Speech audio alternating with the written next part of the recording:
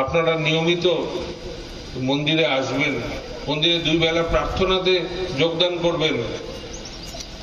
নিজেদের জীবন, নিজেদের চলন, নিজেদের আচার আচরণ, নিজেদের অভ্যাস ব্যবহার সবকিছু এর মাধ্যমে নিয়ন্ত্রিত হয়ে ওঠে। না করলে কিছু পাওয়া যায় না।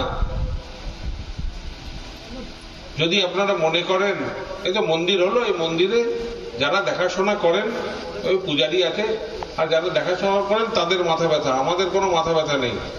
আমরা যখন উৎসব অনুষ্ঠান হবে তখন আসবো, এসে কিছুক্ষণ বসে থেকে বাড়ি চলে যাব, প্রসাদ নিয়ে বাড়ি চলে যাব। এটা কিন্তু কোনো দায়িত্ববোধের কথা না। ঠাকুর যদি আমার হন তাহলে আমার ঠাকুরের জন্য করাটা আমার কর্তব্য। নিজে হাতে ঠাকুরের জন্য করতে হয়। আপনারা সবাই আসবেন, এসে এই মন্দিরটাকে আরো সুন্দর কি করে রাখা যায়, পরিষ্কার পরিচ্ছন্ন রাখা যায়, এতে হাত লাগাবেন, অংশগ্রহণ করবেন।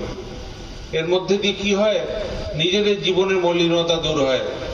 এই অংশগ্রহণ করার মধ্যে দিয়ে প্রতিদিন একটু কষ্ট স্বীকার করে বাড়ি থেকে 2 পা 4 পা এসে মন্দিরে সমবেত হওয়ার মধ্যে দিয়ে ওই যে একাকার হয়ে না উঠলে তখন ঠাকুর তো এক অদ্বিতীয়, সেই এক অদ্বিতীয় যিনি তাকে কিন্তু আমরা অনুভবই করতে পারবো না যদি না আমরা একাকার হয়ে উঠি, সবার সাথে মিলিত যদি না হই। তার মধ্যে দিয়ে কিন্তু তাকে অনুভব করা যায়, তা নাহলে তাকে বুঝতেই পারবো না, ধরতেই পারবো না। ওই শুধু মন গড়া, হ্যাঁ আমি ঠাকুরকে নিয়ে চলি, আমি ঠাকুরের দীক্ষা নিয়েছি, ওই কোনো রকমের একটা প্রতিদিন সকালবেলা একটু প্রণাম করে এই ইষ্টবিধির পয়সা তুলে রাখলাম, ওই আমার কাজ শেষ, আর ঠাকুরের সাথে সম্পর্ক নেই। ঠাকুর তুমি তোমার মতো ফটোর মধ্যে থাকো, আমি আমার নিজের দুর্বলতা নিয়ে আমি আমার জীবনে যা করার আমি করব। আমি আমার জীবনের মালিক, তুমি আমার জীবনের মালিক নও।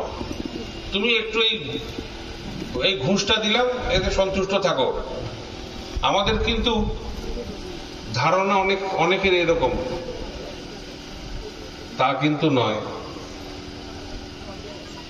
ঠাকুর যদি আমার জীবনের প্রতি মুহূর্তে প্রতি ক্ষেত্রে তিনি যদি না থাকেন তাহলে কিন্তু জীবনে ভেজাল ঢুকে যায়, গোজামিল এসে যায়,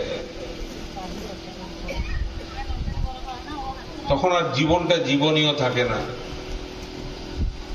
গুরু গ্রহণ মানুষ করে গুরুকে অনুসরণ করার জন্য, তার আদেশ নির্দেশ অনুশাসন